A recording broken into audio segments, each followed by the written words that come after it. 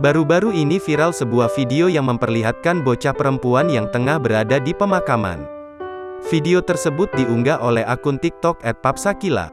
Dalam video memperlihatkan bocah perempuan yang tengah bercerita di depan makam sang ibu. Bocah perempuan tersebut juga mencurahkan isi hatinya kepada ibunya. Ia tampak mengajak bicara makam sang ibu. Ia juga memberikan uang untuk sang ibu agar digunakan untuk membeli makanan. Bahkan bocah itu membawa air minum supaya sang ibu tidak merasa haus.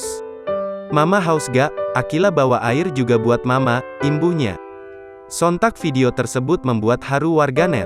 Hingga kini video tersebut sudah ditonton lebih dari 44,4 juta kali.